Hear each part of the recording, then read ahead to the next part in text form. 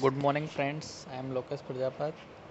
और ये tax audit में इस साल सी इंस्टीट्यूट आईसीआई ने एक गाइडेंस नोट निकाला है आफ्टर 8 ईयर्स।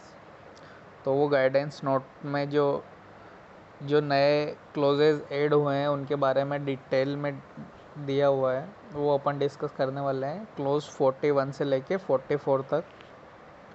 तो ये है guidance note on tax audit under section 44 AB of income tax 1961 for assessment year 22-23।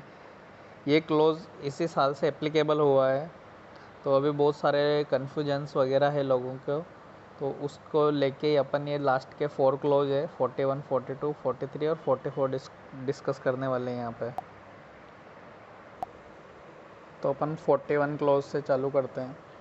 41 close बोलता है कि please furnish the details of demand raised और refund issued during the previous year under any tax law other than income tax act 1961 and wealth tax act 1957 along with the details of the relevant proceeding.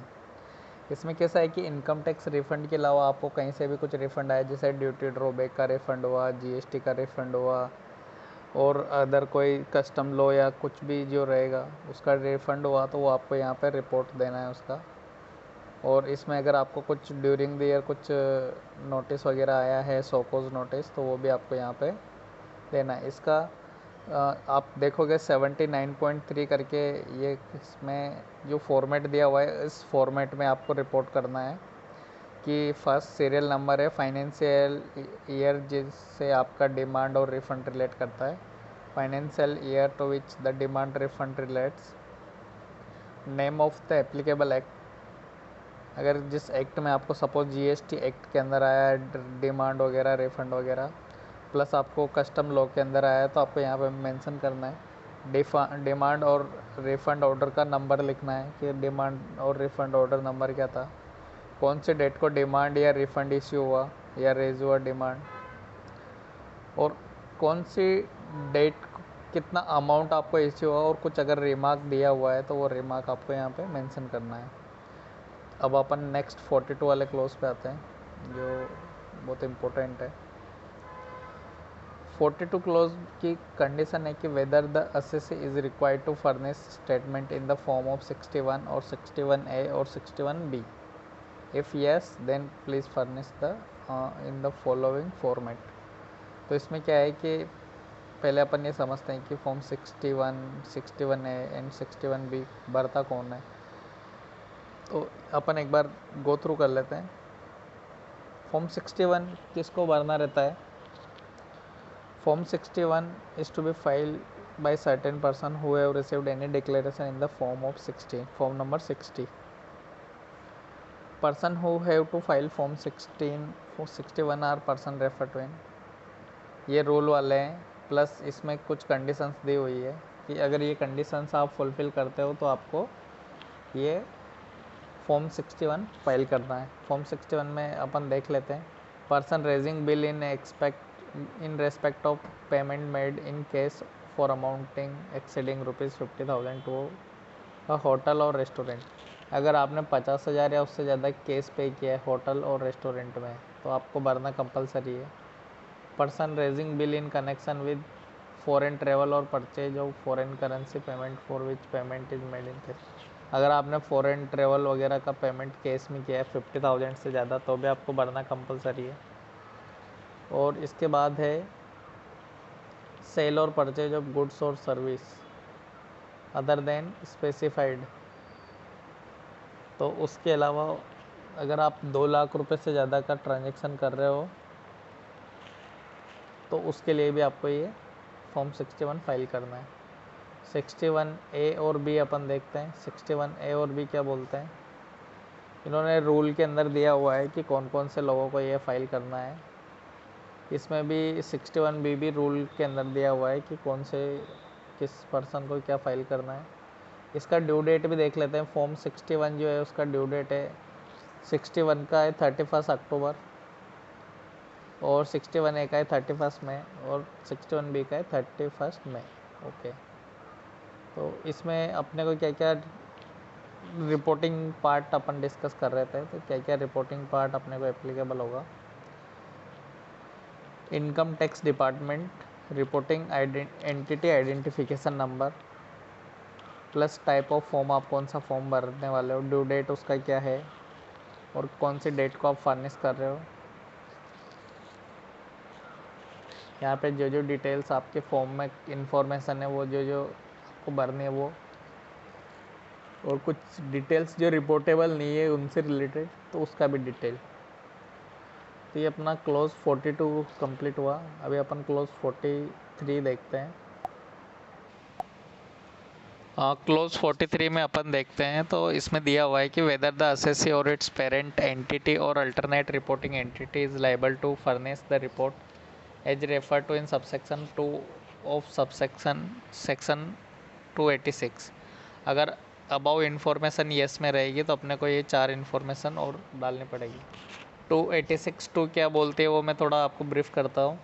इसमें क्या है कि अगर कोई company की मोर than 1 countries में branches या offices है तो वहाँ पे जो जो उनको रिपोर्टिंग एप्लीकेबल होती है वो रिपोर्टिंग से रिलेटेड डिटेल्स अपन को यहाँ डालनी है। अगर आपकी मोर देन 1 कंट्री में ब्रांच है मीन्स इफ़ दिस यस, तो आपको क्या क्या डिटेल्स डालनी है कि whether report has been furnished by the assessee और इट्स पेरेंट एंटिटी और एनी अल्टरनेट रिपोर्टिंग एंटिटी। उसके बाद आपको नेम ऑफ पेरेंट एंटिटी डालना पड़ेगा, name of alternate reporting entity अगर एप्लीकेबल होगा तो वो, और आपने कौन सी डेट को वो रिपोर्ट फर्निश किया वो यहाँ पे डालना पड़ेगा। तो ये अपना क्लोज 43 था जो नया इंट्रोड्यूस हुआ है। अभी अपन चलते हैं क्लोज 44 पे। क्लोज 44 अपना जो है वो बहुत इम्पोर्टेंट पार्ट हो जाता है अभी जब से जीएसटी रेजिम एप्लीकेबल हुआ है। इसमें इन्होंने आपका जो पूरा प्रॉफिट एंड लॉस अकाउंट है उसका पूरा ब्रेकअप मांगा है कि आपको पूरा एक्सपेंसेस जितना भी क्लेम किया हुआ है उसको आपको कैसे पार्ट्स में डिवाइड करके देना है। तो breakup of total expenditure of entity registered और नॉट अंडर जीएसटी। तो इसमें सबसे फर्स्ट क्लोज सीरियल नंबर हो गया, total amount of expenditure incurred during the year हो गया। इसके बाद में आपको टोटल एक्सपेंसेस सपोज यहाँ पे 100 रुपीज़ है तो उसको आपको ये 4 पार्ट में डिवाइड करना है, 5 पार्ट में सॉरी। उसका ब्रेकअप क्या रहेगा, जो रजिस्टर्ड है जीएसटी के अंदर उसको 4 पार्ट में डिवाइड करना है कि एग्जम्प्ट कितना है और कंपोजिशन स्कीम वाले डीलर से आपने कितना एक्सपेंसेज इनकर्ड किया है और अदर रजिस्टर्ड एंटिटी से आपने कितना लिया है और इसका टोटल अमाउंट। फिर लास्ट में जो अनरजिस्टर्ड जीएसटी वाला अमाउंट है वो यहाँ पे आएगा। इसका मैं एक एग्जांपल आपको बता देता हूँ तो आपको और क्लैरिटी आ जाएगी।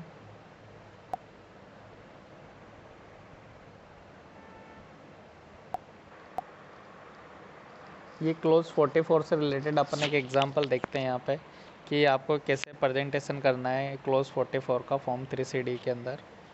इसमें सपोज आपका परचेज का एक्सपेंसेज होता है 1,96,76,875।